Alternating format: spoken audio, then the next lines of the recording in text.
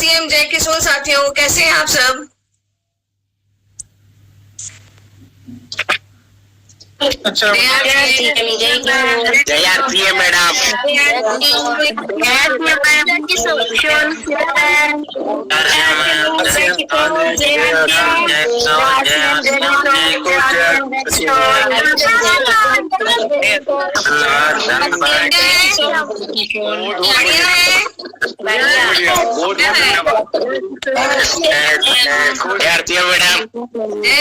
जय आरसीएम सभी को। जय आरसीएम।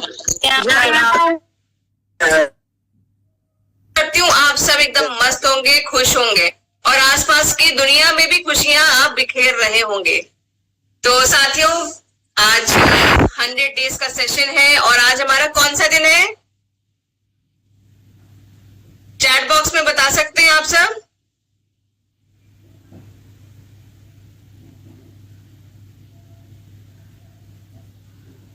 चलिए बढ़िया है। तो अपना आज 18वां दिन है। तो ये सफर अच्छा लग रहा है आप सबको? अच्छा लग रहा है? बहुत कुछ सीखा ना हम लोगों ने। तो आपको लगता है कि जो हम लोग जो यहाँ पर सीख रहे हैं, ये इससे पहले आपको इस तरीके से जानकारी कभी किसी मंच के थ्रू या किसी जरिया मिली आपको? नहीं मिली ना? तो चलिए एक बार चेक कर लेते हैं कि हम लोगों ने अपने जो पिछले दिन के जो टारगेट्स थे या जो छोटे छोटे चैलेंजेस थे उनको पूरा किया कि नहीं किया। हमारे कदम कितना चल पाए अभी तक? कितने की हैबिट हो रही है? अब मैं उम्मीद करती हूँ कि आज 10,000 तक तो आप लोगों का पहुंच रहा होगा धीरे धीरे करके। Very good. पानी कम से कम 2-3 लीटर पीना है आपको, ठीक है? कम से कम 2 से 3 लीटर। देखिए अभी गर्मी वापस पलट के आ गई है। वो कहते हैं ना, वो दिया बुझने के पहले फड़फड़ाता है, तो उसी तरीके से सर्दियां आने के पहले भी गर्मी थोड़ा सा परेशान करके जाएगी। तो इसीलिए पानी अच्छे से पीजिए, ठीक है? सर्दियों या गर्मियों पानी पीना चाहिए। हम लोग सोचते हैं सर्दियों में उतनी पानी की कहाँ जरूरत है, लेकिन देखिएगा सर्दियों में भी ड्राइनेस बहुत ज्यादा हो जाती है, उसमें भी पानी पीना आपको जरूरी होता है। तो हमें यहाँ पर पानी अच्छे से पीना है और जितनी भी छोटे छोटे एक्सरसाइजेस हम लोगों को सिखाए गए हैं उनको हमको करते रहना है, ठीक है? देखिए दवा छोटी सी होती है लेकिन काम बहुत बड़ा करती है। इतनी सी दवाई होती है, एक छोटी सी गोली इतने बड़े शरीर के अंदर हम लोग डालते हैं, लेकिन काम करती है ना।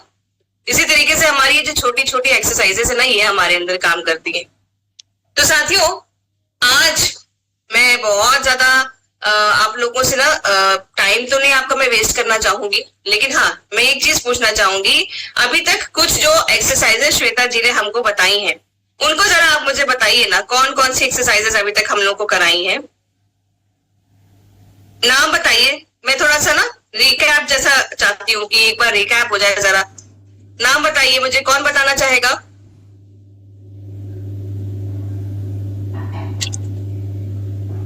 नाम बताइए, कौन बताएगा? जितनी एक्सरसाइजेस हम लोगों ने अभी तक किए हैं, जो श्वेता जी ने हमें थोड़ी थोड़ी बताई हैं। ओके, विद्या जी, मुझे अच्छा सिर्फ विद्या जी को ही पता है कि अभी तक हम लोगों ने कितनी एक्सरसाइजेस की हैं? देखिए विद्या जी भी कह रही है हाँ। ओके, बताइए विद्या जी। शोल्डर का इसका मान का क्या बोलते हैं, गर्दन का, उसके बाद में मांद्रियासन किया है। और बहुत सारी एक्सरसाइज सिखा रही है पाव की। ओके, तो आपको इसका फायदा मिला कुछ? थोड़ा शोल्डर्स के एक्सरसाइजेस जो भी, पाम की, हम लोग की भी। मैं तो ऐसा दर्दी नहीं योगासन करती हूँ ना, इसके लिए। हाँ, दर्दी नहीं करता होता है। चलिए बढ़िया है। तो अभी मुझे ये बताइए कि नेक्स्ट हमारे जो साथी हैं वो है कल्पना जी। आपने हैंड रेज किया था शायद? हाँ जी, आप बताइए। मैम, एक तो मैम ने पैरों की एक्सरसाइज कराई है, ठीक है? दीवार पे हाथ रख के एक्सरसाइज कराई है, और एक हमारे यहाँ कंधे की आगे पीछे करके ये वाली एक्सरसाइज कराई है। और जो हम जैसे गर्दन करके बच्चे नीचे पड़ते रहते हैं, लोग गर्दन वाली एक्सरसाइज कराई है, साइड वाली। और फिर उसके बाद उन्होंने ये ताड़ासन कराया है। ओके, चलिए, तो यहाँ पर हम लोगों ने क्विक रिकैप ले लिया कि कितने सारी एक्सरसाइजेस हम लोगों को कराई गई, और अभी हम फिर से आज देखते हैं कि श्वेता जी आज क्या हम लोग के लिए लेके आए हैं। ठीक है, ध्यान से देखेंगे क्योंकि इन्हीं आंखों का सहारा चाहिए। ठीक है, चलिए देखते हैं।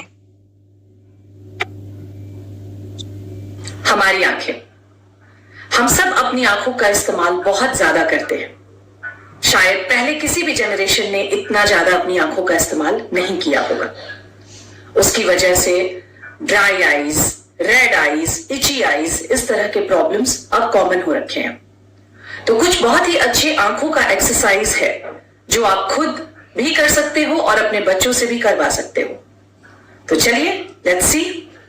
आप कहीं भी आराम से बैठ जाएं और एकदम ऊपर अपनी आंखों की पुतलियों को लेकर के जाएं। 10 काउंट करें, सेंटर में लाएं, फिर नीचे की ओर देखें, अगेन 10 काउंट तक रुके, आंख को सेंटर में लाएं, राइट साइड देखें, जितना आप अपने आंखों की पुतलियों को राइट साइड ले जा सकते हैं maximum, bring it to the centre, left side लेकर के जाएं, bring it to the centre, और अब हम अपने आंखों की पुतलियों को क्लॉकवाइज और एंटी क्लॉकवाइज 10-10 बार घुमाएंगे। तो 1 2 3 4 5, 1 2 3 4 5। 20-20 का रूल फॉलो कीजिए। 20 मिनट अगर आपने टीवी या फोन की तरफ देखा है या किताबों की तरफ देखा है तो 20 सेकंड के लिए अपनी आंखों को वहां से हटाकर कम से कम 20 फीट दूर देखने की कोशिश करें। अपनी आंखों का ख्याल रखें क्योंकि आपके बुढ़ापे का सहारा यही बनने वाला है।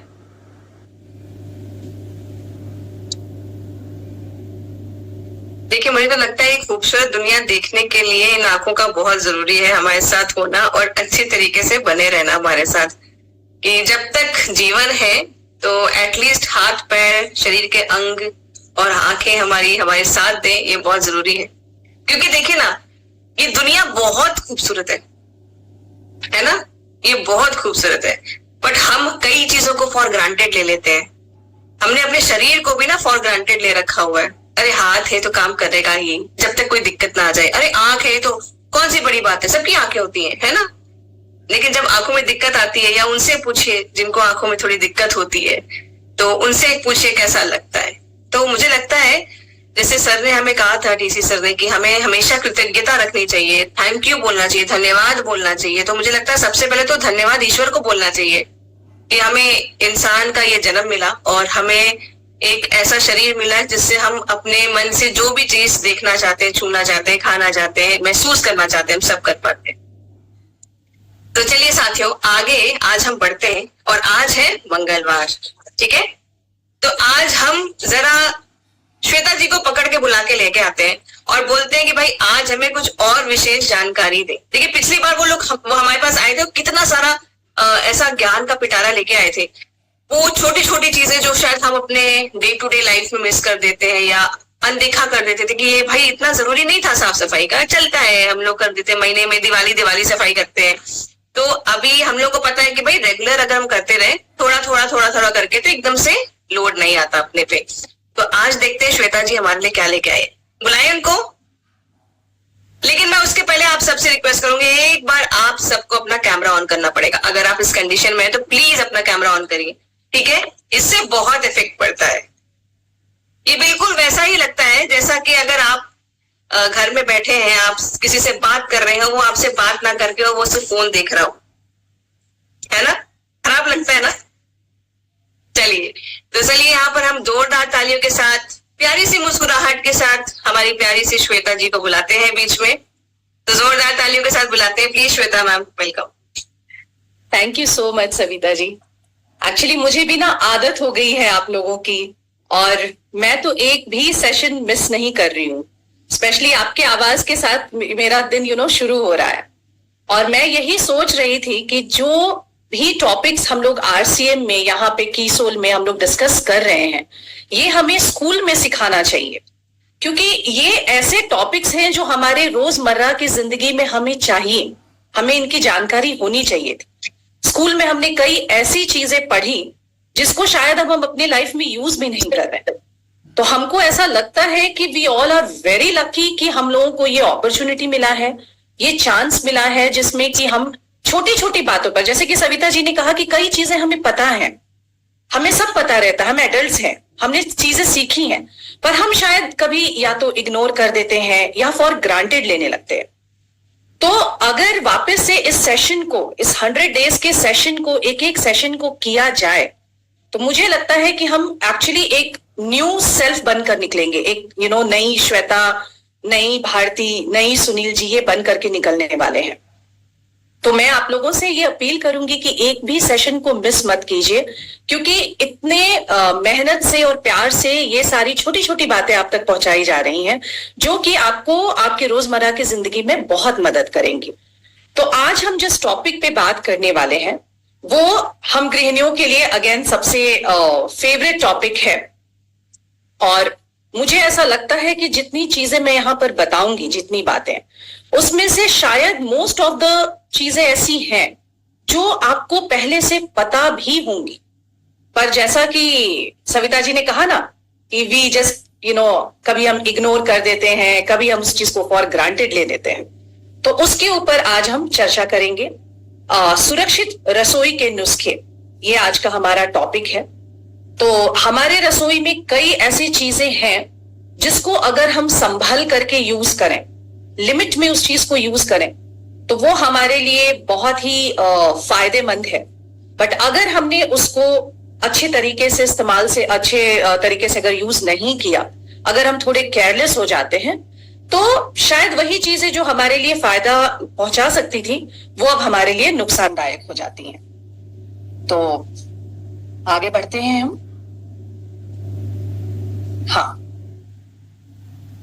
आगे बढ़ने से पहले मैं आपसे कुछ जो रिसर्च है, मैं बहुत रिसर्च वर्क्स पढ़ते रहती हूँ और मैं आपसे ये बात करना चाह रही हूँ। जब मैं यूएस में थी तो मेरी एक अमेरिकन फ्रेंड ने मुझसे पूछा कि मैं देखती हूँ तुम तीनों टाइम घर का खाना बनाती हो और फिर भी तुम्हारे देश के हेल्थ स्टेटस का ये हाल क्यों है? हम इंडियंस अपने घर में हमेशा खाना बनाते हैं, शायद पूरे दुनिया में सबसे ज्यादा खाना हम ही है जो अपने घर में बनाते हैं। तो कहीं कुछ तो गलत हम कर रहे हैं, और उन्हीं सब छोटी छोटी बातों को जिसको शायद हम जानते हैं पर जानकर भी शायद इग्नोर कर रहे हैं, उसके ऊपर आज मैं चर्चा करूंगी। तो एक रिसर्च में ऐसा पाया गया कि हमारे यहाँ जो पैकेज्ड फूड आते हैं, जो चिप्स, जो मिठाइयां, जो चॉकलेट्स आते हैं, हमारे यहाँ वो दुनिया के जो सबसे खराब अगर फूड का क्वालिटी है पैकेज्ड फूड का, तो वो इंडियंस का है। तो हम घर पे तो खा रहे हैं लेकिन शायद घर का नहीं खा रहे हैं। तो यहां से मैं अपने विचारों को रखना शुरू करूंगी कि सिर्फ घर पर मत खाइए बल्कि घर का खाइए। अब अगर रसोई की बात होती है तो बर्तन है, स्टोरेज है, एक्सपायर्ड आर्टिफिशियल फूड, सफाई उत्पाद, इलेक्ट्रॉनिक्स। अब आप पूछोगे कि भाई बर्तन कैसे हमारे लिए हानिकारक हो गया? बर्तन का तो यूजेज रसोई में होगा ही, और अलग अलग फंक्शंस के लिए हम अलग अलग तरह के बर्तन भी अपने रसोई में रखते हैं। जैसे हमारे यहाँ नॉन स्टिक बर्तन होते हैं, हमारे यहाँ एल्युमिनियम के होते हैं, प्लास्टिक के बर्तन होते हैं, तांबे के होते हैं और कास्ट आयरन के होते हैं, कुछ वुडन बर्तन होते हैं। तो इन बर्तन में बहुत सारे ऐसे बर्तन हैं जिनके लिए हमारे बड़े बुजुर्ग भी कहते हैं कि इसमें खाना बनाइए, खाना जरूरी होता है, पर उसमें भी शायद हम कहीं कुछ गलत कर जाते हैं। तो मैंने जैसा कि अभी डिस्कशन में कहा शुरू करने से पहले कि कुछ ऐसी चीजें हैं जो कि अच्छे से यूज की जाए तो हमारे लिए फायदेमंद है, और अगर हमने उसको थोड़ा सा नेग्लेक्ट किया, थोड़े केयरलेस हुए, तो हमारे लिए नुकसानदायक है। मैं स्टार्ट करूंगी नॉन स्टिक बर्तन से। जो नॉन स्टिक बर्तन है ये वेस्टर्न कंट्रीज की, पश्चिमी देशों का देन है। मैं ये नहीं कहती कि वो जो कर रहे हैं वो गलत कर रहे हैं, पर उनका जो रहन सहन है, उनके यहाँ जो वेदर कंडीशंस हैं, वो हमसे बिल्कुल भी अलग है। उनका खान पान भी हमसे बिल्कुल अलग है। वो खाना कभी भी उतना नहीं भूनते, उतने हाई हीट पे नहीं बनाते। तो नॉन स्टिक एक ऐसा बर्तन है, नॉन स्टिक एक ऐसा चीज है जो हमारे किचन में जिसको बिल्कुल भी जगह नहीं मिलनी चाहिए। इसके ऊपर एक लेयर होती है टेफ्लॉन की, और जब भी हम खाना बनाते हैं, क्योंकि हम भारतीयों का जो खाना बनाने का विधि है उसमें हमें ज्यादा तेल को गर्म करना पड़ता है, थोड़े हाई हीट्स पे हमें अपने खाना को कुक करना पड़ता है। तो ये जो टेफ्लॉन है ये धुआं बन करके हमारे खाने में मिक्स होना शुरू होता है। तो नॉन स्टिक बर्तन के साथ तो मैं कोई भी आपके साथ मैं ये कहूंगी कि इसको सावधानी बरतने की भी जरूरत नहीं है। ये बिल्कुल हमारे किचन से बाहर हो जाना चाहिए। हमारा किचन नॉन स्टिक बर्तन से फ्री हो जाना चाहिए। आप कहोगे इतने महंगे महंगे बर्तन हम लेकर आए थे, आप कैसे बोल रहे हो श्वेता जी इसको हटा दें, देखने में इतने स्टाइलिश होता है, पर वो हमारे परिवार के हेल्थ को बहुत बुरी तरह से अफेक्ट कर रहा है दोस्तों। इसलिए नॉन स्टिक बर्तन के साथ कोई कॉम्प्रोमाइज मत कीजिए। दूसरा एल्यूमिनियम का बर्तन है। एल्यूमिनियम का बर्तन हमारे यहाँ सदियों से यूज होता आया है और मैं ये नहीं कहूंगी कि ये कंप्लीटली खराब है, पर इसको कैसे यूज करना है इसकी जानकारी हमें होनी चाहिए। तो एल्यूमिनियम के बर्तन में अगर आप खट्टे पदार्थ जैसे टमाटर हो गया, नींबू हो गया, इस तरह का अगर खाना कुक करते हो या गरम गरम खाते हो तो उसमें एल्यूमिनियम के साथ मिक्स करके वो कुछ हार्मफुल केमिकल्स बना देता है जो इन टर्न हमारे पेट में चला जाता है। तो एल्यूमिनियम के बर्तन को आपको कंप्लीटली किचन से निकालना नहीं है, लेकिन जब आप उसको यूज कर रहे हैं, उसको इस्तेमाल कर रहे हैं, तो उसको बहुत ही केयरफुली इस्तेमाल कीजिए। तीसरे हैं प्लास्टिक के बर्तन। मैं मेरे किसी भी दोस्तों के साथ भी बात करती हूं तो मैं कहती हूं कि अपना किचन नॉन स्टिक फ्री और प्लास्टिक फ्री होना चाहिए। ये प्लास्टिक भी हमारे हेल्थ के लिए और साथ साथ हमारे एनवायरनमेंट के लिए ये बहुत ही खराब है।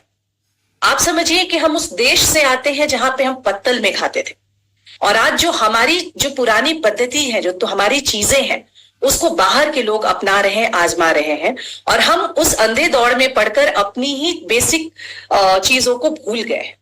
तो प्लास्टिक के बर्तन में जब हम प्लास्टिक का बर्तन, प्लास्टिक का टिफिन जिसमें हम गरम गरम पराठा और सब्जी बहुत ही प्यार से बनाकर अपने बच्चों को, अपने पति को देकर भेजते हैं और हमें लगता है कि हमने बहुत अच्छा खाना उनको दिया, वो घर का खाना खा रहे हैं, पर वो प्लास्टिक में बंद होकर के एक अलग तरह का रिएक्शन कर रहा है जिससे कि आपके खाने में भी वो धीरे धीरे मिक्स होते जा रहा है। तो प्लास्टिक फ्री अपने किचन को जरूर कीजिए दोस्तों। अब बात करते हैं हम तांबे के बर्तन की।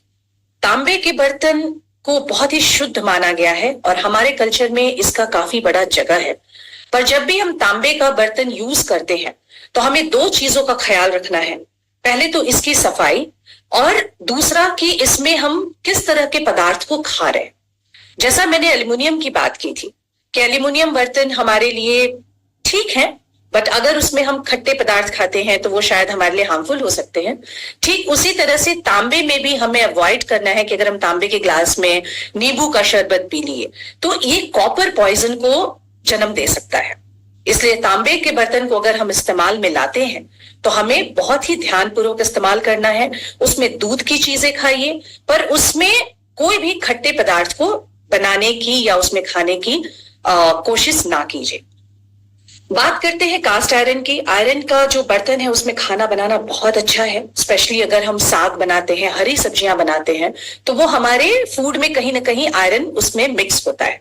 पर आयरन के बर्तन को बहुत ही संभाल के सावधानी पूर्वक रखने की जरूरत होती है, और अगर हम उसको सावधानी पूर्वक उसका उपयोग नहीं कर रहे हैं तो फायदे के बजाय वो हमारे लिए नुकसान दे सकता है। अगर आप देखते हैं कि आयरन का बर्तन नॉर्मली अगर हम रख देते हैं, अगर ढंग से उसको क्लीन नहीं किया गया, सुखा कर नहीं रखा गया, तो उसमें जंग लग जाता है। कई बार हम इन चीजों को इग्नोर कर देते हैं, हम जल्दीबाजी में हैं और इस बर्तन को हमने यूज कर लिया। तो अगर आयरन के बर्तन में खाने से अगर आयरन हमारे पेट में जा रहा है तो आप समझिए कि उसके साथ और भी कई ऐसी चीजें हैं वो भी शायद हमारे पेट में जा रही हैं। तो आयरन के बर्तन का इस्तेमाल करना तो बहुत अच्छी बात है, पर अगर आप उसको इस्तेमाल करते हैं तो उसको वॉश करते समय आप एक्स्ट्रा कॉशियस रहें, सावधान रहें। जब भी आप उसको धोएं तो बहुत हार्ड आयरन वाले स्क्रब से उसको ना रगड़ें ताकि उसका कोटिंग्स नहीं उतरनी चाहिए। दूसरा, आप उसको अच्छे से धोकर सुखाकर उसमें तेल या घी लगाकर अगर आप उसको रखते हैं तो वो जो जंग लगने का जो एक प्रॉब्लम है वो यहाँ पे सॉल्व हो सकता है। तो आयरन के बर्तन का इस्तेमाल कीजिए, पर ध्यानपूर्वक कीजिए। और जैसा कि मैंने लास्ट टाइम भी कहा था कि किसी भी टूटे फूटे खंडित चीजों को अपने घर से निकाल देना चाहिए, वो नेगेटिव एनर्जी का सोर्स होता है। तो हमारे पास कई ऐसे बर्तन हैं जिनसे या तो हमारे इमोशंस जुड़े हुए हैं या तो शायद हमने ध्यान नहीं दिया। कई बार हम बस चीजों को ध्यान नहीं देते, कोई पर्टिकुलर रीजन नहीं होता उसको रखने का। तो कोई भी अगर टूटा फूटा हुआ बर्तन है, कोई भी हल्का कोटिंग उतरा हुआ बर्तन है, जब आपने उसको खरीदा था तो वो काला था, वो आधा सफेद है, तो उस तरह के बर्तन को आपको अपने किचन में नहीं लाना है, क्योंकि वो आपको बहुत ही नुकसान पहुंचा रहा है। तो ये बात हो गई हमारे बर्तनों की। अब हम आते हैं स्टोरेज के ऊपर। हम महिलाओं को टिफिन से, डब्बों से बहुत प्यार होता है। हम सब दे सकते हैं, भाई मेरा डब्बा लौटा दो, तो डब्बे हम जमा भी करते रहते हैं, जिसमें कोई प्रॉब्लम नहीं है। लेकिन over the period of time हम क्या करते हैं, किसी वॉशिंग पाउडर का डब्बा है, अच्छा मोटा है, किसी पेंट का डब्बा है, वो बढ़िया लगा, तो उसे हम धो करके अपने किचन में इस्तेमाल में लाने लगते हैं। आपको पता होना चाहिए कि उन डब्बों को वही वैसे ही चीजों को इस्तेमाल करने के लिए बनाया गया था। उनको कभी भी फूड रखने के लिए, खाना को रखने के लिए नहीं बनाया गया था। तो अगर आप इस तरह के डब्बों का इस्तेमाल अपने यहां कर रहे हैं, उसकी अनुमति एक्चुअली गवर्नमेंट भी नहीं देगी। तो वो डब्बे आपने यूज किए, उसके बाद आप उसको डिस्कार्ड कीजिए, हटाइए, या उसमें सफाई वाली चीजें या दूसरी कोई चीजें जो फूड ना हो उसको स्टोर कीजिए। उसमें आप कभी भी अपने खाना को स्टोर मत कीजिए, क्योंकि ये हमारा, हम भारतीयों का एक हैबिट होता है, बट ये हैबिट हमारे लिए काफी भारी पड़ सकता है।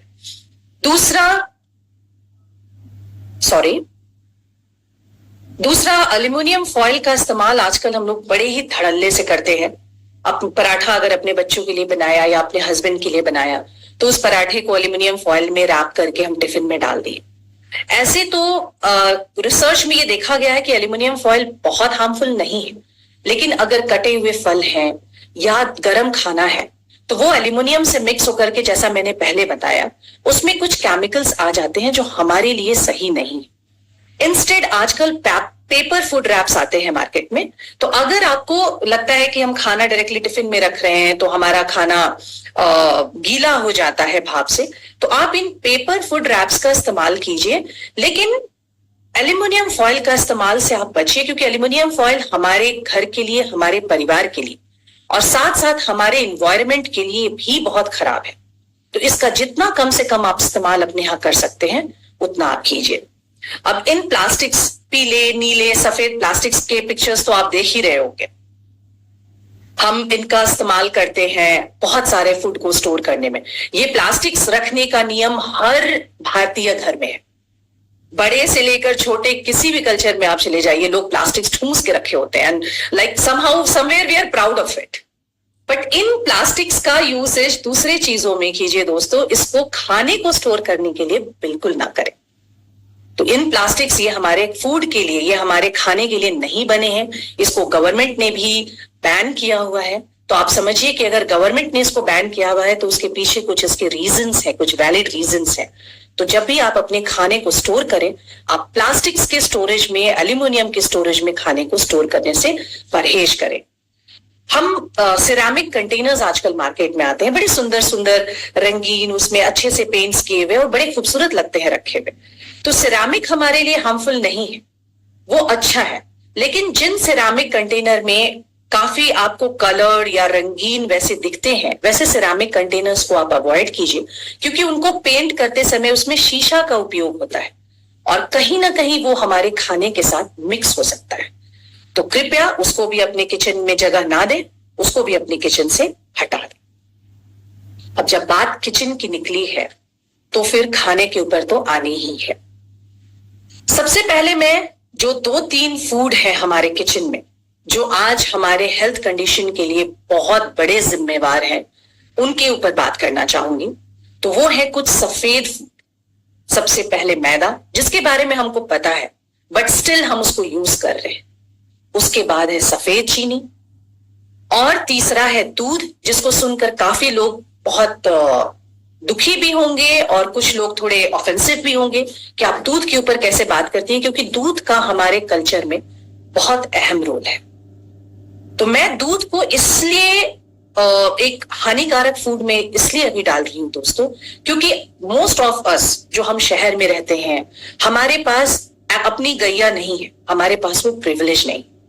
अगर आपके पास अपनी गाय है जिसको आप अपने घर में अपने हाथों से खाना खिलाते हैं, देखभाल करते हैं, तो अगर आपको उस गाय का दूध, दही, घी नसीब होता है तो आप सच में बहुत लकी हैं। आयुर्वेदा के हिसाब से तो वो अमृत तुल्य है।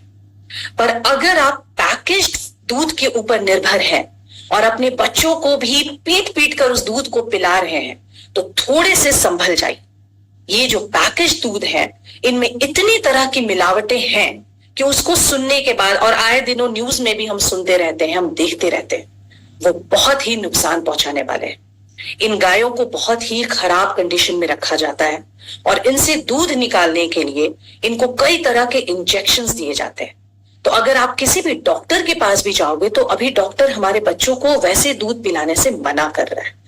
तो थोड़ा सा आपको उसके ऊपर गौर करने की जरूरत है। अगर कोई आपके आसपास ग्वाला है जिसपे आप ट्रस्ट करते हैं, वो रिलायबल होना चाहिए, वो ट्रस्ट वर्दी होना चाहिए, क्योंकि ये भी नहीं पता क्या मिलाकर हमें दे रहे हैं। तो उस तरह का दूध आप जरूर अपने यहाँ इस्तेमाल कीजिए। दूध बहुत अच्छा है हमारे लिए, लेकिन पैकेज दूध को अपने बच्चों को जबरदस्ती ना पिलाएं। वो ऐसे भी कोई नुकसान नहीं कर रहा है, वो हानि ही कर रहा है। अब हम बात करते हैं कुछ एक्सपायर्ड फूड की। जैसा मैंने पिछली बार भी बताया था जब हम घर सफाई की बात कर रहे थे कि कई ऐसे डब्बे होते हैं जो हम ला कर रख लेते होते हैं और जब हमें यूज करना है तो हम धड़ल्ले से उसको यूज करते हैं।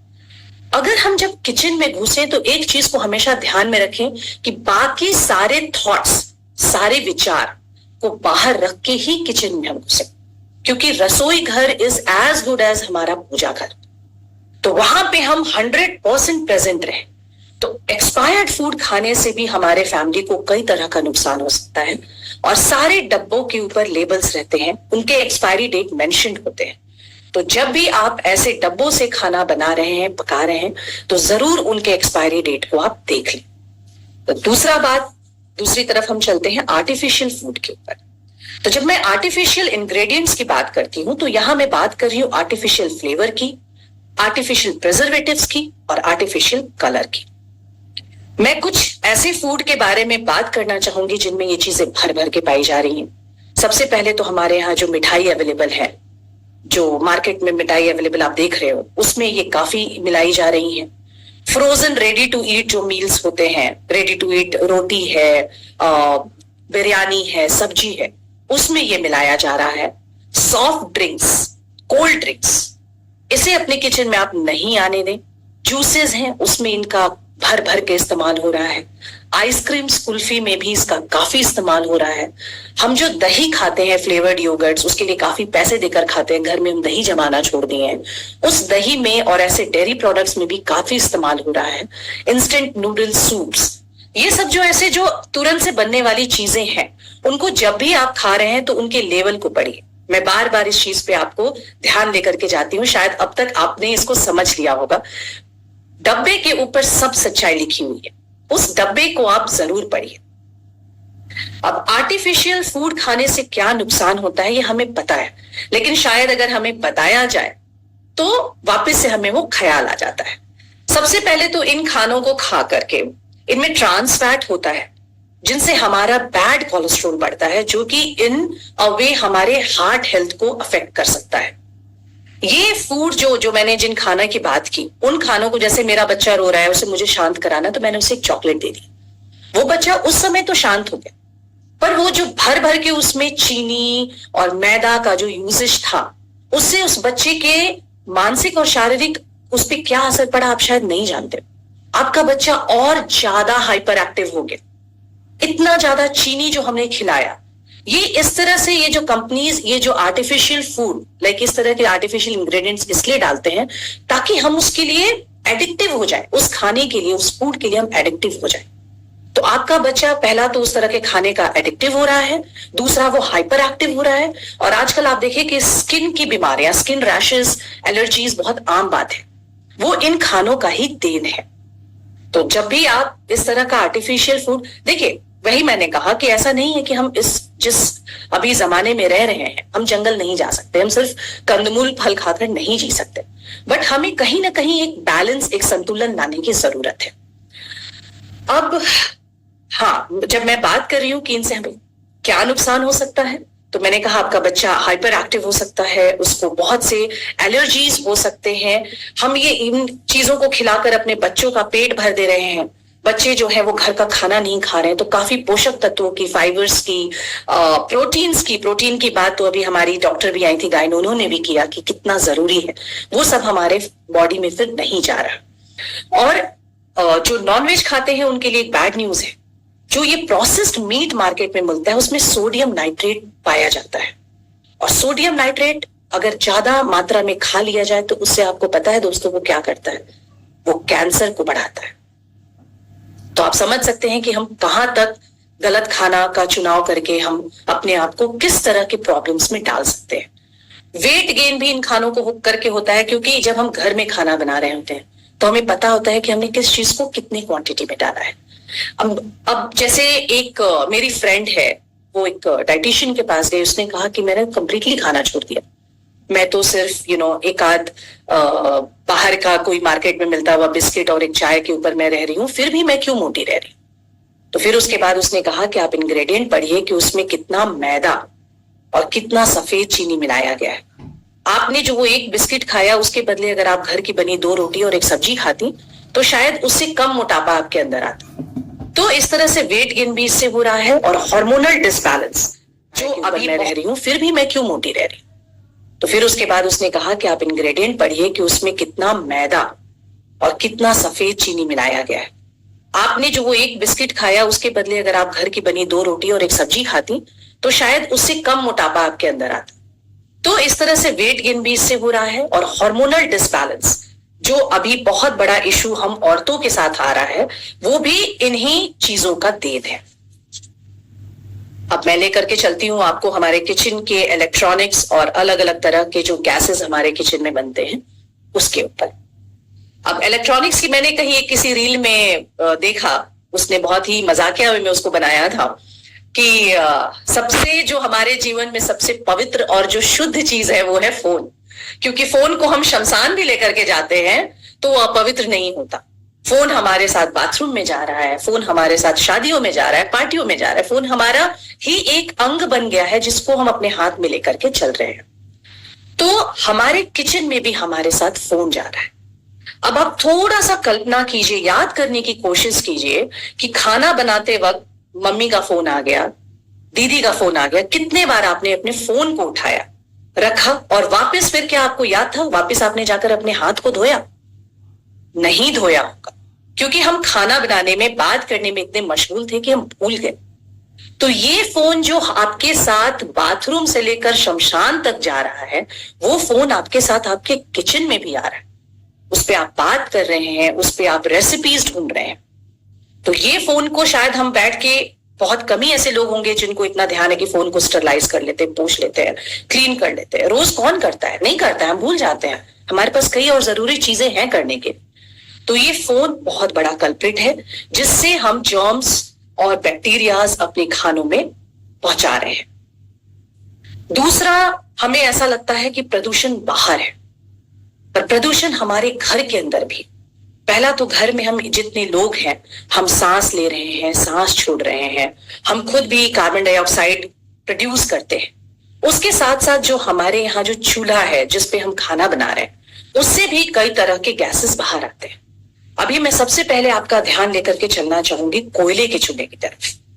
तो कोयला का चूल्हा तो हमारे लिए बहुत ही नुकसानदायक है अगर हमने इसको किसी क्लोज्ड एनवायरनमेंट, जहां ठीक से वेंटिलेशन नहीं है, जहां प्रॉपर खिड़की नहीं है, दरवाजा नहीं है, अगर बंद घर में आपने कोयले के चूल्हे पर अगर आप खाना बना रहे हो तो इससे बहुत ही विषैला गैस निकलता है, कार्बन मोनोऑक्साइड, जो हमारे लिए अति घातक है।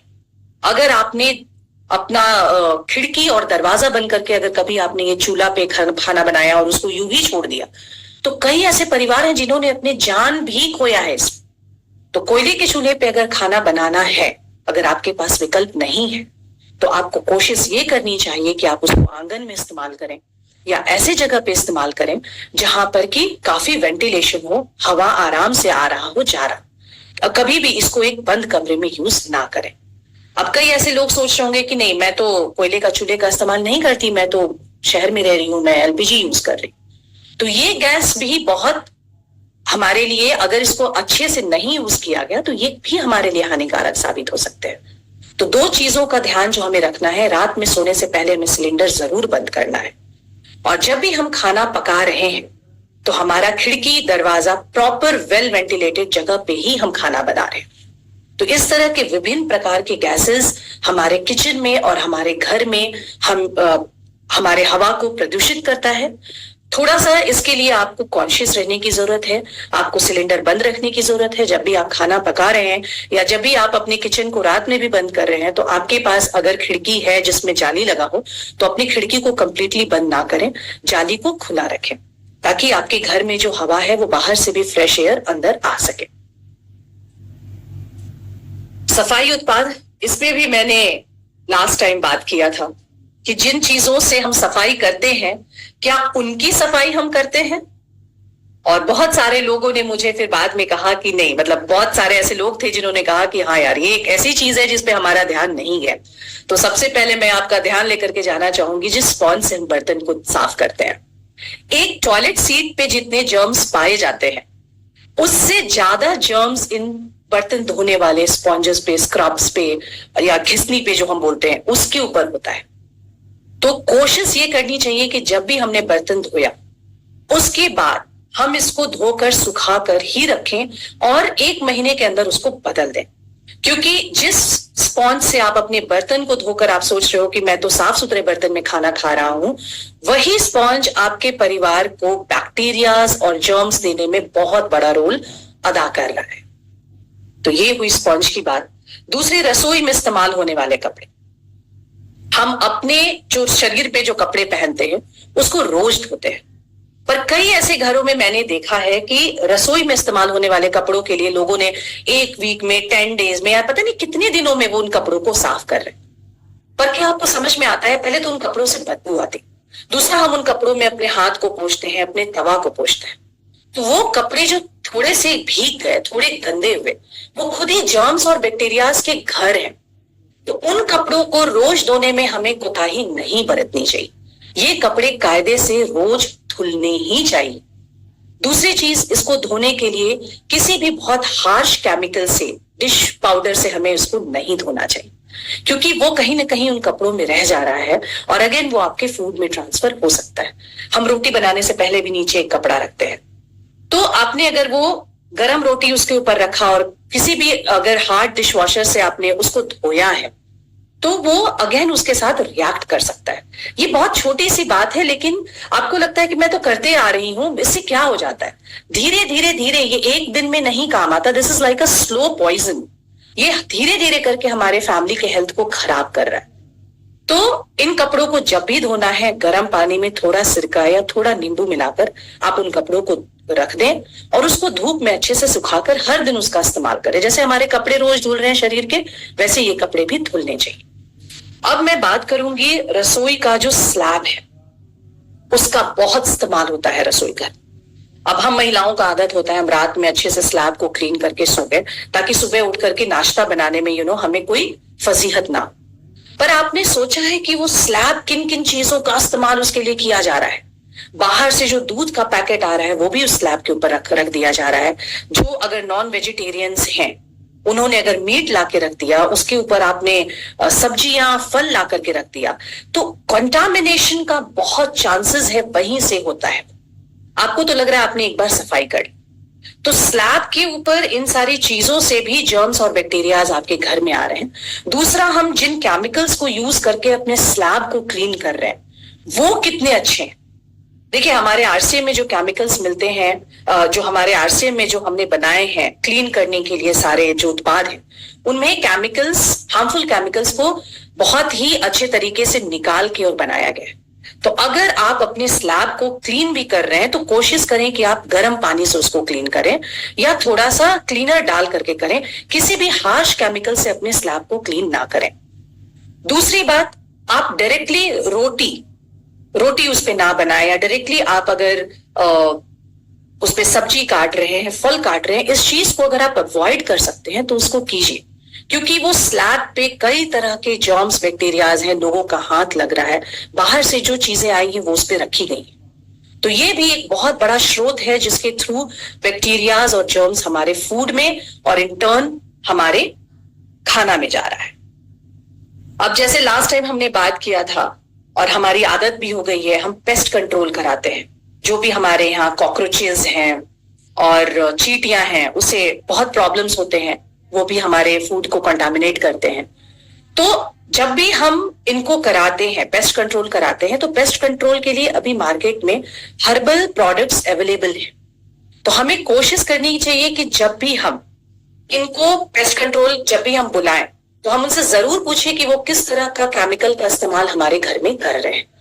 और जब भी हम पेस्ट कंट्रोल करा रहे हो, आपको ये चीज ध्यान में रखना चाहिए कि उस समय आप अपने किचन को यूज ना कर रहे हो। कोई भी आपके किचन में जो खाना पक रहा है या खाना रखा हुआ है बनकर, वो खुला नहीं, क्योंकि आपको नहीं पता कि वो किस तरह के केमिकल्स हैं और वो आपके फैमिली को कहां तक नुकसान पहुंचा सकते हैं। तो इन बातों को ध्यान में रखना है। अगर आप इन चीजों को अच्छे से इस्तेमाल करते हैं तो आपके लिए फायदेमंद है, लेकिन अगर आप केयरलेस हो जाते हैं तो वही चीजें आपके लिए नुकसान साबित हो सकती है। अब जब हमने बात की कि हानिकारक चीजें क्या है, तो हम ये भी बात कर सकते हैं कि हेल्दी किचन में क्या जरूरी चीजें हैं। और उसके लिए सबसे पहला जो स्थान आता है वो आता है स्वस्थ भोजन, एक हेल्दी फूड का। तो उसके लिए 2-4 चीजें हैं। अगेन हमको पता है लेकिन हम भूल जाते हैं, तो हमें वो याद दिलाने अगर कोई आ जाए तो हम शायद वापस उसको नोट करके और फिर से हम वो उसको यूज में लाने लगते हैं। तो सबसे पहले जो भी साग सब्जी वेजिटेबल्स फ्रूट्स है वो हम कम मात्रा में खरीदें। आपको ऐसा लगता है कि फ्रिज में आपने उन खाना को रख दिया है तो वो खाना आपका स्टिल हेल्दी है। फ्रिज में हमारे फ्रूट्स का वेजिटेबल्स का जो न्यूट्रिशन है वो कम होते जाता है। तो सबसे पहले हम अब कोई भी चीजें हैं, छोटे से छोटे जगह पे भी ये सब्जी और फल जो है वो रोज अवेलेबल है, तो आप उतना ही लाएं जितना आप 1-2 दिनों में इस्तेमाल कर सकें। दूसरा, कोशिश करें कि मैदा, जैसे मैंने कहा कि सफेद जो ये मैदा है इसको अपनी किचन में बिल्कुल भी जगह ना दें, बल्कि आप साबुत अनाज और मोटा अनाज जैसे ज्वार, बाजरा, रागी, राजगीरा, मड़वा जिसको हम बोलते हैं, इन सब चीजों का यूज करें। हेल्दी फैट्स, लोग घी से डरते हैं लेकिन फैट की जरूरत हमारे बॉडी को है, लेकिन आपको ध्यान देना है कि आप किस तरह का फैट का इस्तेमाल कर रहे हैं। तो सरसों का तेल हो गया, नारियल का तेल हो गया, और तिसी हो गया जो हम तिसी बोलते हैं, जो बीज हो गए, कद्दू के बीज हो गए। तो ये जो सीड्स हैं इनमें बहुत ही अच्छे फैट हैं जिनको खाने से हमें और हमारे फैमिली के हेल्थ को काफी हमारा हेल्थ अच्छा हो सकता है। तो इस तरह के हेल्दी फैट्स को आप अपने डाइट में, अपने किचन में जरूर जगह दें। फलियां, दालें, दाल, चना, सेम, मटर, ये सारे जो हैं वो प्रोटीन के, वेजिटेरियन प्रोटीन के बहुत बड़े स्रोत हैं और ये बहुत महंगे भी नहीं है। हमें किसी महंगे प्रोटीन पाउडर पे रिलाई करने की जरूरत नहीं है। ये ऐसी चीजें हैं जो हमारे किचन में रहते भी हैं, शायद हम उनका इस्तेमाल कम करते हैं। कई ऐसे कल्चर हैं जहां पे अरहर का दाल, जैसे मैं बिहार से हूँ तो वहां पे हम अरहर का दाल बहुत खाते हैं और इन सब चीजों को हम इग्नोर कर देते हैं। पर मेरी शादी यूपी में हुई तो मैंने देखा कि मेरी सासू माँ कभी चना बना रही हैं, कभी राजमा बना रही हैं। तो ये इन सब हेल्दी वेजिटेरियन प्रोटीन का जो सोर्स है इसको अपने किचन में जरूर जगह दें। हमारे यहाँ मसाले और जड़ी बूटियों के लिए तो हमारा देश जाना गया है। हमारे यहाँ अजवाइन है, सौंफ है, अदरक, लहसुन, पुदीना, ये सारे जो चीजें हैं, ये छोटा सा अगर छोटी से छोटी प्रॉब्लम हमारे यहाँ होती है, कुछ बीमारियां होती हैं, तो ये हमारे लिए दवाई का काम करते हैं। तो इन चीजों को अपने किचन में बहुत अच्छे से जगह दें, भर भर के जगह दें। और एक टिप्स जो मैं अपने साथ मैंने करना शुरू किया और मैं सक्सेसफुल हुई, मैं वो आपके साथ शेयर करती हूँ। जो भी खाने की चीजें, देखिए बच्चे हैं उनको भूख लगती है, वो घूम घूम कर आते हैं, उनको कुछ चाहिए, वो खाते हैं। तो जो अच्छे हेल्दी स्नैक्स हैं, जैसे अगर आप ड्राई फ्रूट है या घर में आपने कुछ बनाया है या भूंजा है या फल है, तो इस तरह की चीजों को आप अपने डाइनिंग टेबल पे या ऐसे रैक पे रखें जहां पे बच्चे या आप आसानी से पहुंच सके और उसको खा सके। तो ये मैंने अपने यहाँ ये ट्रिक अपनाया है। जो थोड़ी सी अनहेल्दी चीजें हैं, अनहेल्दी स्नैक्स है, वो भी अपने घर पे मैं रखती हूँ। मैं कंप्लीटली उसको हटा नहीं सकती, बट उसको मैंने थोड़े से दूर पे रखा है कि वो इजिली एक्सेसिबल नहीं। और बाकी जो इस तरह के हेल्दी स्नैक्स हैं वो मैंने बिल्कुल रीच में रखा है बच्चों के और मेरे। भूख लगी, सामने फल रखा है, उसको खा लिया, भूंजा रखा है, उसको उठा के खा लिया, घर में जो स्नैक्स बनाया उसको खा लिया। तो ये टिप्स जरूर अपनाएं। एक शीशे के जार में वो भर के आप सामने रखें, तो आप हो या आपके बच्चे हो, वो घूम घूम कर उन हेल्दी चीजों को खा सकते हैं। अब हम बात करते हैं पानी की। तो वाटर फिल्टर तो अभी हर घर में लगा हुआ है, अगर नहीं लगा है तो इसके ऊपर प्लीज कॉम्प्रोमाइज मत कीजिए, क्योंकि पानी से ऐसे ऐसे डिजीज बॉर्न होते हैं, डायरिया है, टाइफाइड है, उल्टी है, दस्त है, कितने तरह के प्रॉब्लम है, किडनी तक खराब हो सकता है। तो हमें वाटर फिल्टर का इस्तेमाल अपने किचन में जरूर करना है। वाटर फिल्टर लगाकर हमें भूल नहीं जाना है। कई कंपनीज में ऐसा है कि वो खुद ही 6 महीने में आकर आपके फिल्टर को चेंज करते हैं। अगर आपके पास वो ऑप्शन नहीं है तो आपको कॉन्शियसली ध्यान में रखकर हर 6 महीने पे अपने फिल्टर को चेंज करें। अपने वाटर फिल्टर को बहुत अच्छे से सफाई करके ही उसमें पानी को भरना है और उससे पानी को पीना है। अब कंटेनर स्टोरेज की जो हम बात करते हैं, आप सामने पिक्चर में भी देख रहे हैं शीशे के कितने सुंदर सुंदर प्यारे से स्टोरेज रैक्स पे रखे हुए हैं। तो नॉन स्टिक, पहले तो नॉन टॉक्सिक कंटेनर की जब हम बात करें तो अगर हम स्टील की बात करें तो स्टील भी बहुत अच्छा है, उसे हम यूज में ला सकते हैं। सिरामिक्स को यूज में ला सकते हैं, पर वो ज्यादा रंगीन नहीं होना चाहिए। पर सबसे बढ़िया अगर आप शीशे के कंटेनर का इस्तेमाल करें तो वो बेस्ट है। धीरे धीरे करके अपने यहाँ दोस्तों शीशे का ही स्टोरेज से अपने पूरे किचन को भरिए। नॉन स्टिक और प्लास्टिक्स को अपने किचन से बिल्कुल हटा दीजिए। ये जो शीशे के कंटेनर है, इनको रखने के कई फायदे हैं। पहले तो आपका जो फूड है वो इसमें जाकर कॉन्टामिनेट नहीं हो रहा है। ये हमारे फूड को किसी भी तरह का हार्म नहीं पहुंचाते जैसे प्लास्टिक्स पहुंचाते हैं। दूसरा, आपके पास कौन सा खाना कितनी मात्रा में रखा हुआ है वो आपको आराम से दिखता है, और आप उसको जब भी अगर उसमें कुछ कीड़ा मकोड़ा भी लग रहा है तो आप उसको धूप दिखा सकते हो, आप उसकी सफाई कर सकते हो। तो ये अपने किचन को हेल्दी बनाने के लिए इस चीज को जरूर ध्यान में रखें। मैं इस चीज पे बार बार जोर दे रही हूं कि प्लास्टिक्स को हटाएं और शीशे के कंटेनर को, स्टोरेज को अपने किचन में आप जगह दें। एक मैंने यहाँ पे लिखा है मापने का उपकरण।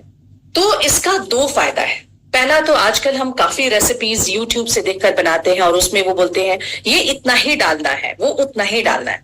ये जो मापने वाले उपकरण होते हैं, छोटे कप्स, बड़े कप्स, ये टी स्पून, इस तरह से वर्ड वो यूज करते हैं, ये आपको किसी भी बर्तन के दुकान में या अमेज़न पे इजीली अवेलेबल है। आप इसको अपने हेल्थी किचन का जरूर हिस्सा बनाइए, क्योंकि पहला तो आप अच्छे टेस्टी फूड को बना सकते हो, रेसिपीज देखकर बना सकते हो, क्योंकि माप कर जब आप बनाते हो तो एग्जैक्टली वैसा ही बनता है जैसा उन्होंने बताया।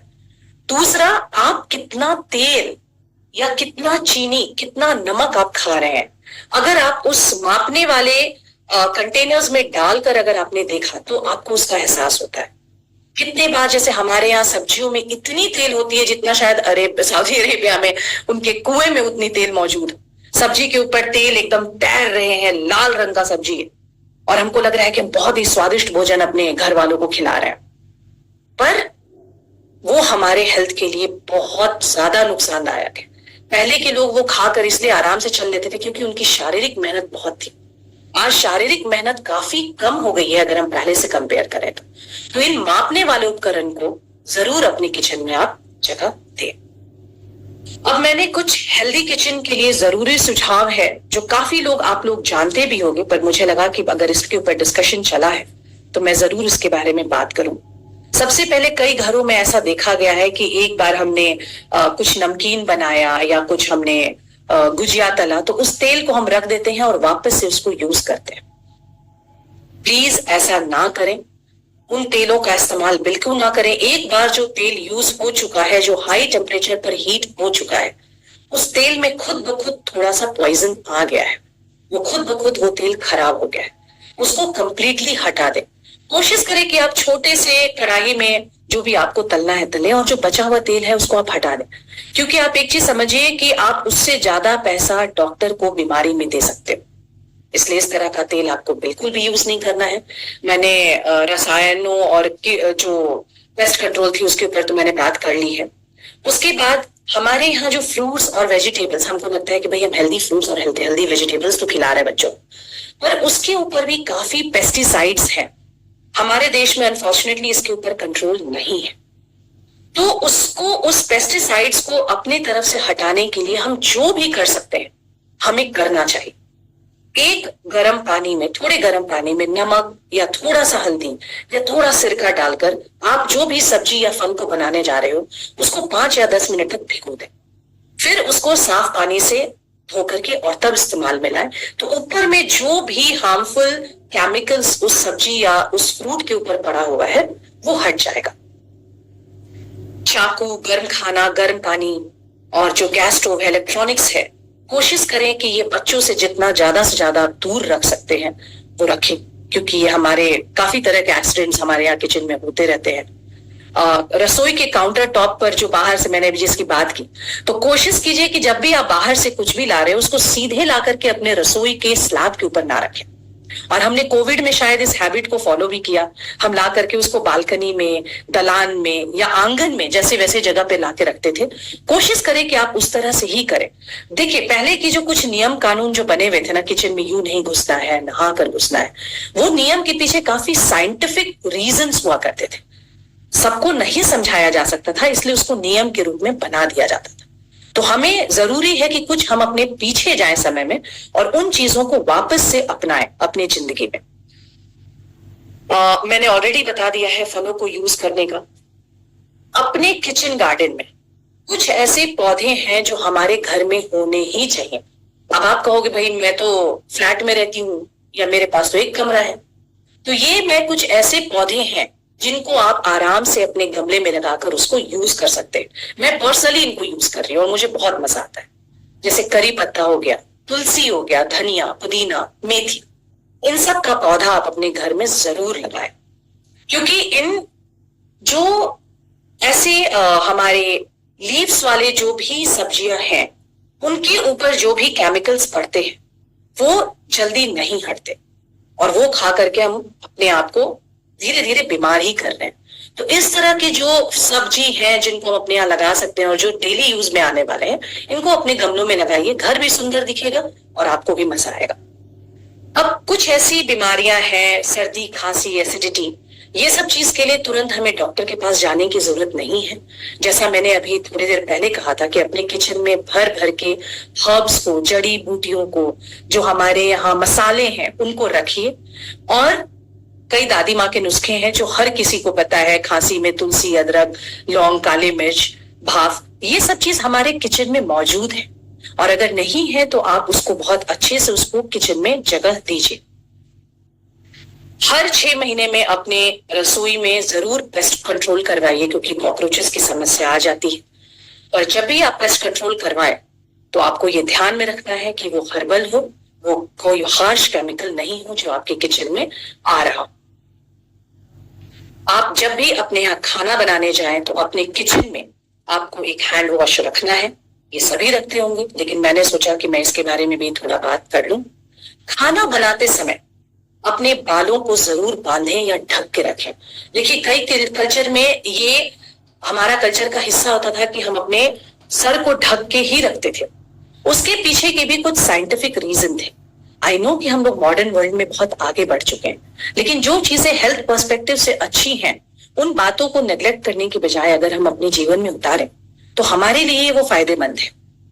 और लास्ट जिस चीज के ऊपर मैं आपका ध्यान दिलाना चाहूंगी वो ये है कि जब भी आप किचन में घुसे, जब भी आप खाना बनाने घुसे, कभी भी किसी भी नेगेटिव फीलिंग के साथ आप किचन में ना जाएं, क्योंकि आयुर्वेदा में भी ऐसा कहा गया है कि अगर आपने अब अपने मन में द्वेष, एंगर या दुख के साथ अगर आप खाना बनाते हैं तो वो एनर्जी आपके खाने में भी पास ऑन होता है और इन टर्न वो आपके परिवार में भी पास ऑन होता है, जो आपके परिवार के मेंटल और फिजिकल हेल्थ के लिए बिल्कुल भी बढ़िया नहीं है।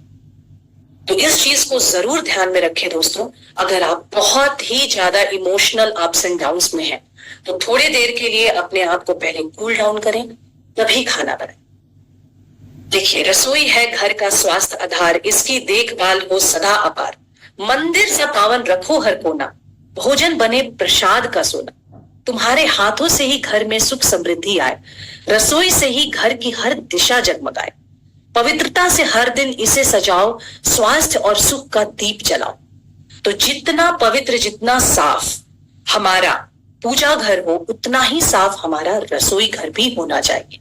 और जिस प्रकार पूजा का प्रसाद बनाने में हम जितने कॉन्शियस होते हैं, उतने ही कॉन्शियस हमें अपने घर वालों के लिए जब खाना बनाना है तब होना है। अब जैसे लास्ट टाइम मैंने आपके लिए एक फर्स्ट एड किट के लिए मैंने एक वर्ड यूज किया था क्लीन किट, वैसे ही मेरे दिमाग में एक ख्याल आया, मैंने सोचा मैं आप लोगों के साथ शेयर करूं क्योंकि मैं वो करती हूँ, मुझे लगा शायद आपके लिए भी वो फायदेमंद हो। जिस तरह से बड़े बड़े कंपनीज में सीईओ, सीटीओ इस तरह के रोल में लोग बैठे हुए हैं, वैसे ही हमारे घर में भी एक चीफ हेल्थ ऑफिसर होना चाहिए, CHO। वो कोई भी हो सकता है, इट्स नॉट कि वो सिर्फ महिलाएं। अगर बहुत सारे ऐसे पुरुष हैं जो काफी जागरूक हैं, जिनको इन चीजों में इंटरेस्ट है, तो उस CHO का क्या काम होना चाहिए? उनका काम होना चाहिए कि हमारा खाना, जो हम खाद्य पदार्थ ला रहे हैं, वो हम कहां से खरीदें जो कि हमारे लिए काफी स्वास्थ्यवर्धक हो, हम अपने खाना को कैसे ज्यादा से ज्यादा पौष्टिक बनाएं। और ऑनलाइन आजकल YouTube पे भी और ऐसे भी अगर आप देखोगे तो छोटे छोटे कोर्सेज अवेलेबल हैं, उन कोर्सेज को आप करते रहिए, बिल्कुल भी महंगे नहीं है, 100, 200, 400 रुपए में कोर्सेज अवेलेबल हैं। तो खुद को ये आप जो भी आपके यहाँ CHO है, जो भी आपके यहाँ चीफ हेल्थ ऑफिसर है, उनको ये कोर्सेज को करके अपने आप को एजुकेट करने की जरूरत है, क्योंकि अब जरूरत है कि हम चीजों को अपने कंट्रोल में रखें। ये कब तक इस चीज का रोना रोए कि हमारे देश में बीमारियां, हमारे देश में ये है वो है, इसको कोस रहे उसको कोस रहे। जब अपने घर की बात है तो वो हमारे कंट्रोल में होना चाहिए, और है भी काफी हद तक है, लेकिन हमें खुद को एजुकेटेड बनाना, खुद को एजुकेट करना बहुत जरूरी है। अब वो आप किताबें पढ़ करके कीजिए, वो आप ऐसे सेशंस अटेंड करके कीजिए, वो आप जरूर कीजिए, और अपने घर में एक CHO नियुक्त कीजिए। और हम मुझे भी बताइए कि आपने किसको CHO बनाया है। जब मैं नेक्स्ट टाइम मिलूंगी तो आप लोगों से इस पे बात करूंगी। तो that's it from my side Savita ji. अब हम we are like open for discussion. Thank you Shweta ma'am. तो साथियों, आज हम लोगों ने कई चीजों के बारे में सीखा। तो पहले हम कुछ लोगों से जान लेते हैं कि आज का सेशन कैसा लगा, कुछ जरूरी महत्वपूर्ण जानकारी आज हम लोगों ने सीखी क्या। ओके सुनील जी, मुझे बड़ा अच्छा लगता है वैसे ना, आई थिंक मुझे लगता है सारी महिलाओं को अच्छा लगता होगा ये चीज कि जब घर के पुरुष इन चीजों में इंटरेस्ट लेते हैं, क्योंकि नॉर्मली क्या होता है हमारी इंडियन सोसाइटी में स्पेशली ये चीज बहुत ज्यादा ना, घर संभालने का, रसोई संभालने का, हर एक चीज संभालने का जो काम है ना वो महिलाओं पे आ जाता है, बिगाड़ते सब में मिलके, लेकिन संवारने का काम सारा हम पे आ जाता है। जी सुनील जी। यस मैम, बहुत बहुत धन्यवाद कि आज श्वेता मैम का सेशन बहुत ही शानदार रहा और बहुत ही महत्वपूर्ण जानकारी उन्होंने साझा की है। तो यहाँ पे जो लास्ट टाइम जैसा बताया था कि कैसा कैसा हमें ध्यान रखना है घर का, तो आज किचन का कैसा ध्यान रखना है उसके ऊपर बात हो गई है। जैसा कि बर्तन है या फिर किचन है, प्लास्टिक वगैरह यूज नहीं करना है, जो स्टोरेज का है, तो ये सारा चीजें हमें करना है। और उसका एक गाइडलाइन बना के, जैसा लास्ट टाइम भी मैडम ने बोला था कि एक लिस्ट बना के यहाँ पे रखना है किचन में, और वो टिक मार्क करना है। तो क्या हो रहा है हफ्ते में, दिन में, महीने में, क्या क्या वो करना है, तो एक चेकलिस्ट बनेगा, वो हिसाब से हमें काम करना है। तो बहुत बहुत धन्यवाद madam, thank you very much. Thank you Sunil जी।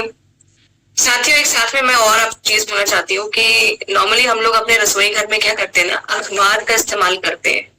काफी चीजों जो खाने की आइटम होती है, रोटी हो गई, पराठा हो गया, बच्चों को टिफिन में दे रहे हैं तो अखबार में हम लोग रैप करके देते हैं। बाजार से कुछ भजिया ला रहे हैं या कुछ भी ला रहे हैं तो वो भी हम लोग अखबार में रैप करके ले आके आते हैं।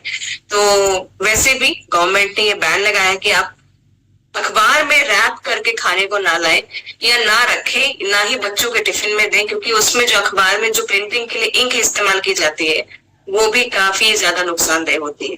ठीक है, तो अगला हम सवाल लेते हैं या फीडबैक लेते हैं रेखा रानी जी का। जी मैम, थैंक यू मैम।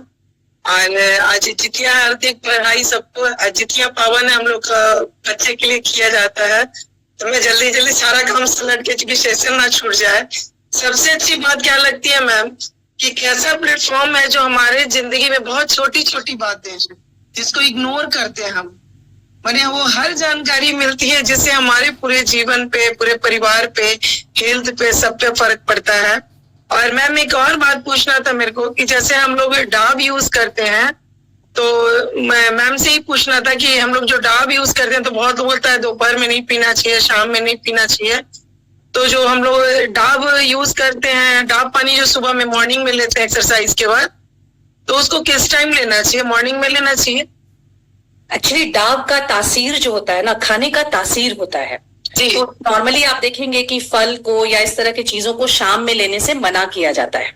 बहुत सारे ऐसे लोग हैं जिनको सर्दी खांसी का बहुत प्रॉब्लम नहीं है होता है, वो उसको शाम में भी ले सकते हैं। बट नॉर्मली जिन खाना का तासीर ठंडा है उन्हें कोशिश करनी चाहिए कि हम सुबह में ही लें। और अगर आपने जैसा कहा कि आप एक्सरसाइज के बाद अगर डाब को ले रहे हैं, डाब का पानी को पीने का जो सबसे प्रॉपर टाइम है वो है खाली पेट सुबह में। जी। क्योंकि डाब जो है वो एकदम नेचुरल इलेक्ट्रॉल है, जो आपकी बॉडी में जो भी आपने पसीना बहाया, जो भी आपका एनर्जी गया, वो तुरंत आपके बॉडी को रिटेन करता है।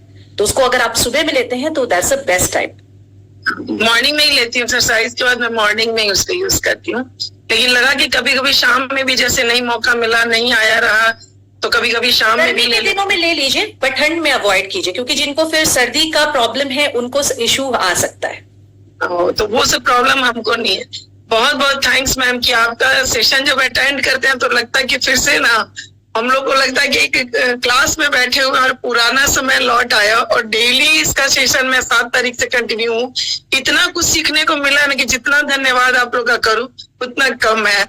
हम लोग के लिए तो एकदम जीवन परिवर्तन कर दिया। और थैंक यू टीसी सर को, थैंक यू मैम। हम लोग को इसी तरह जानकारी आप देते रहिए और हम लोग अटेंड भी रेगुलर कर रहे हैं।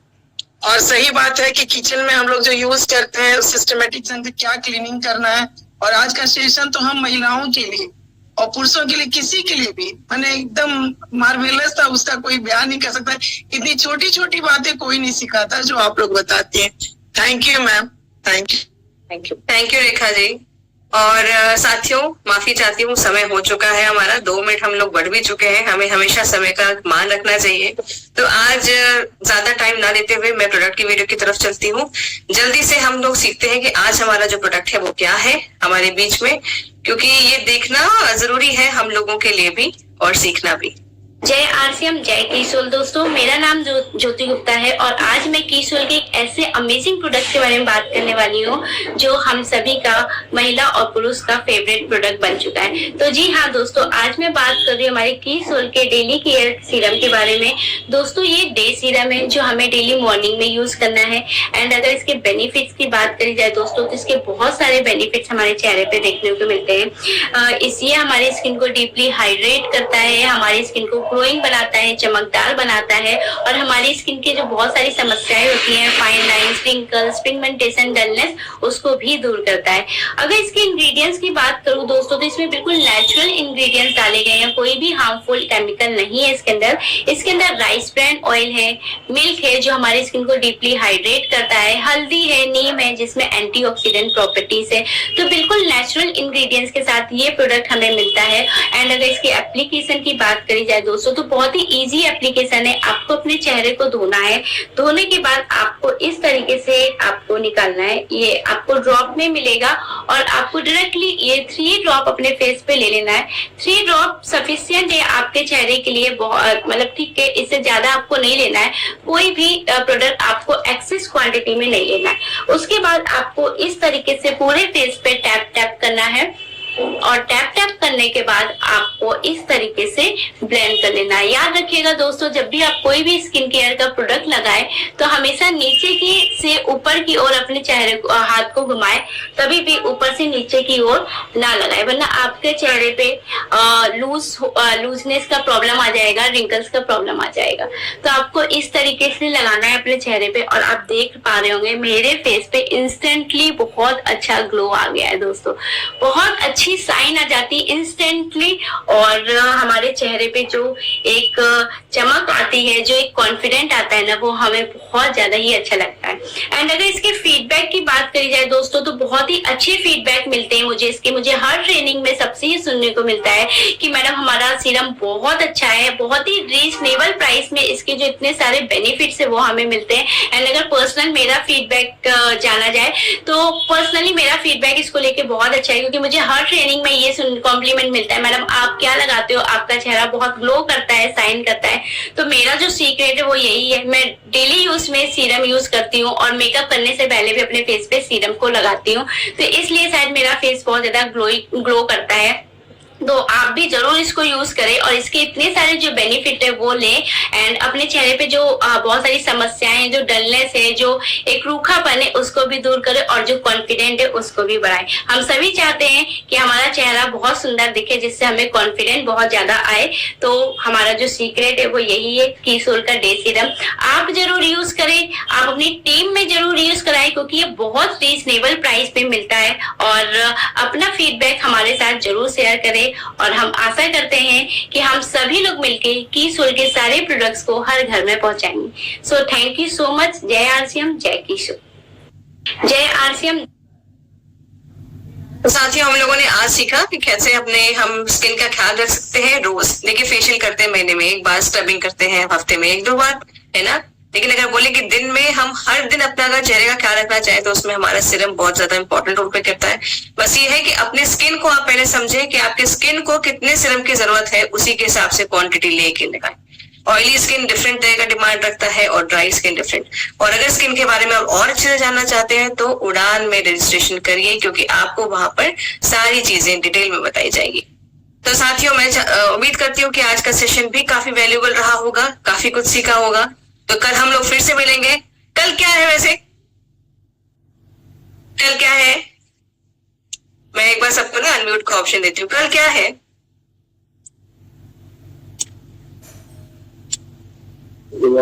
बुधवार।